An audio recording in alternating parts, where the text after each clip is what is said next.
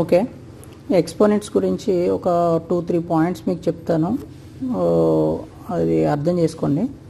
Exponent జనరల్గా ఎలా రాస్తామంటే, మనం ఏదైనా ఒక నెంబర్ని 2 or more టైమ్స్ రిపీటెడ్గా మల్టిప్లై చేసినప్పుడు ఈ ఎక్స్పోనెంట్ అనే ఒక ఎక్స్ప్రెషన్ మనకు వస్తుంది అనమాట. ఫర్ ఎగ్జాంపుల్ ఇక్కడ 2 ఇంటూ 2 ఇంటూ 2 ఇంటూ ఇక్కడ 3 టైమ్స్ మల్టిప్లై చేసాం. 3 టైమ్స్ మల్టిప్లై చేయడాన్ని మనం ఒక పర్టికులర్ ఎక్స్ప్రెషన్లో రాయొచ్చు. దీన్ని 3 టైమ్స్ మల్టిప్లై చేస్తున్నాం కాబట్టి 2^3 అని రాస్తాం అన్నమాట.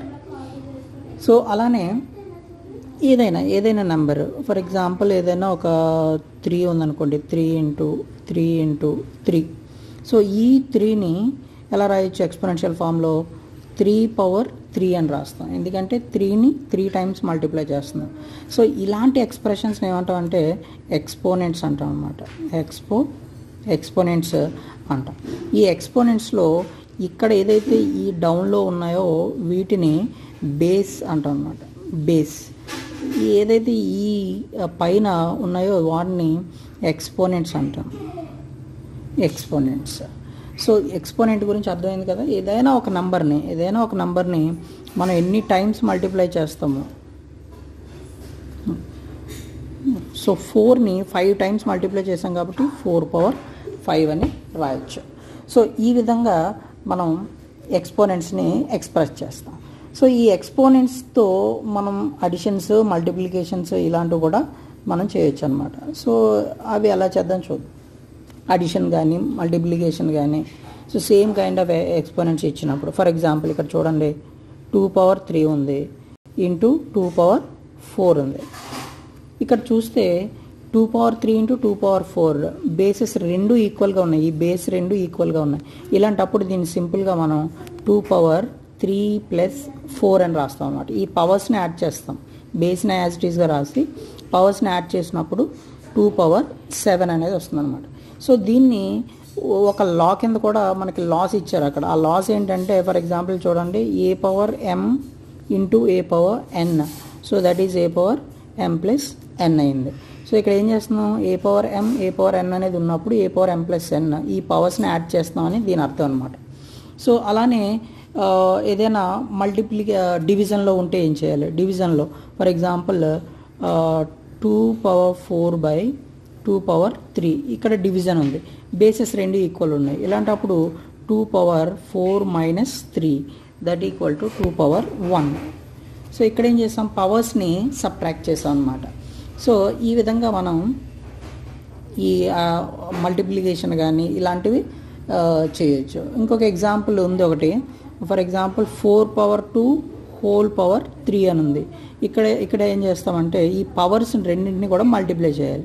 4^2 × 3 దట్ మీన్స్ ఈ లా ఏముంటుందంటే a^m n = a^m × n. So ఈ విధంగా ఈ ప్రాబ్లమ్స్ని సాల్వ్ చేయడం జరుగుతుందన్నమాట. ఓకే, ఇప్పుడు నేను ఒక ఎగ్జాంపుల్ ఎక్స్ప్లెయిన్ చేస్తాను చూడండి.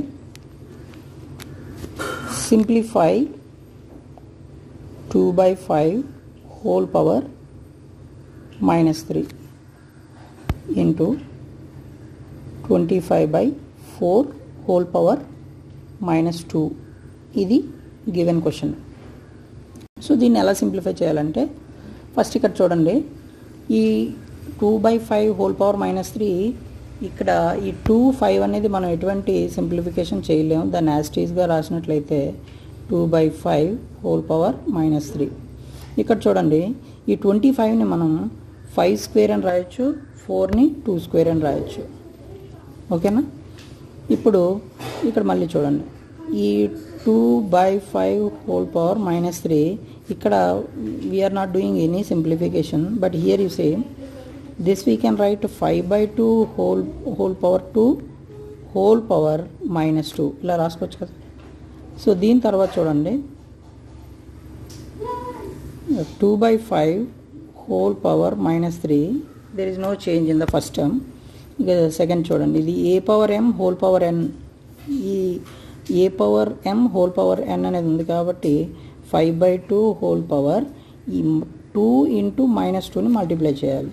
So if we do that multiplication, then we'll get 5/2 whole power 2 to the 4 అన్నమాట.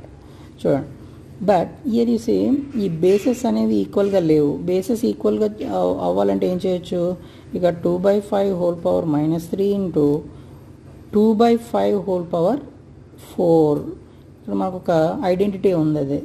So A power m/a/m whole power -nని మైనస్ని సబ్ట్రాక్ట్ చేయొచ్చు అనమాట, అది రిమూవ్ చేసేయచ్చు.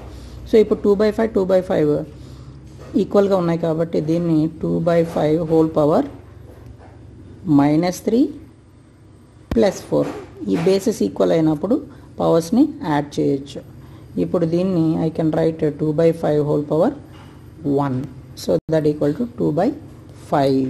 సో ఈ విధంగా మనం ప్రాబ్లమ్స్ని సాల్వ్ చేయాలి.